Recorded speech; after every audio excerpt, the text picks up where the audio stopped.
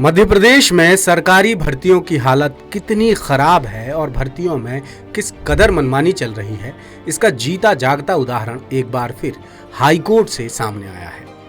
और भी हैरानी की बात यह है कि ये भर्ती खुद हाईकोर्ट की ही है।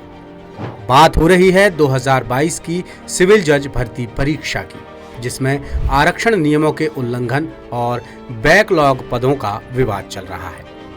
ये मामला इतना गंभीर हो चुका है कि समाधान के लिए आखिरकार याचिकाकर्ताओं को अदालत की शरण लेनी पड़ी।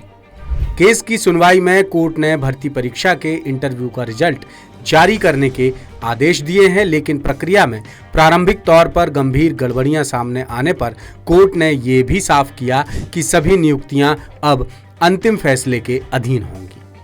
अगली सुनवाई के लिए 21 नवंबर की तारीख तय की गई है। भर्ती में गड़बड़ियों के चलते advocate union for democracy and social justice ने जनहित याचिका दायर की थी, जिसमें सिविल जज भर्ती 2022 में अनारक्षित वर्ग के 17 बैकलॉग पदों में नियमों के उल्लंघन के आरोप लगाए गए हैं। नियमों के मुताबिक बैकलॉग पद सिर्फ आरक्षित वर्ग के लिए ही रिजर्व होते हैं, जबकि भर्ती में ये पद अनारक्षित वर्ग को दिए गए हैं। याचिकाकर्ताओं ने भर्ती नियम 1994 में 22 जून 2023 के संशोधन को भी चुनौती दी है। खास तौर पर नियम 5(4) की संवैधानिक वैधता पर सवाल उठाए गए हैं। सबसे बड़ा विवाद ये है कि भर्ती के कुल 199 पदों में से अनुसूचित जनजाति यानी ST उम्मीदवारों को एक भी पद नहीं मिला, जबकि अनुसूचित जाति यानी SC के लिए रिजर्व 18 पदों में से सिर्फ 3 पद मिले। और ये स्थिति तब है जब सिविल जज जैसी अहम भर्ती में खुद हाईकोर्ट ही 100% आरक्षण का नियम लागू करता है, जिसमें 50% अनारक्षित, 14% OBC, 16% SC और 20% ST आरक्षण का प्रावधान है।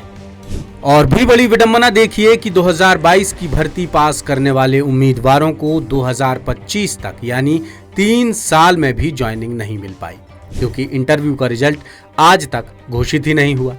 कुल 199 पदों के लिए आयोजित भर्ती परीक्षा में सिर्फ 79 उम्मीदवार योग्य पाए गए, जिनमें OBC के 15 और SC के 3 उम्मीदवार शामिल हैं। ताजा सुनवाई में हाईकोर्ट के चीफ जस्टिस संजीव सचदेवा और जस्टिस विनय सराफ की डिविजनल बेंच ने याचिकाकर्ताओं के बिंदुओं को गंभीर माना और इंटरव्यू का रिजल्ट जल्द जारी करने के आदेश दिए। हालांकि मामले की गंभीरता को देखते हुए कोर्ट ने नियुक्तियों को याचिका के अंतिम फैसले के अधीन रखने की बात भी कही। बताते चलें कि ये मामला सुप्रीम कोर्ट भी पहुंच चुका है और सर्वोच्च अदालत ने भी इंटरव्यू का रिजल्ट जल्द जारी करने का आदेश दिया है। हाईकोर्ट ने अब मामले की अगली सुनवाई के लिए 21 नवंबर की तारीख तय की है। अब देखना यह होगा कि अगली सुनवाई में क्या फैसला आता है। जबलपुर से दासूत्र के विशेष संवाददाता नील तिवारी की रिपोर्ट। लेटेस्ट, इन्वेस्टिगेटिव और इन डेप्थ खबरें देखने के लिए ज्वाइन कीजिए दासूत्र का व्हाट्सएप चैनल, सब्सक्राइब कीजिए यूट्यूब चैनल, लाइक कीजिए फेसबुक पेज और पढ़ते रहिए www.dasutra.com।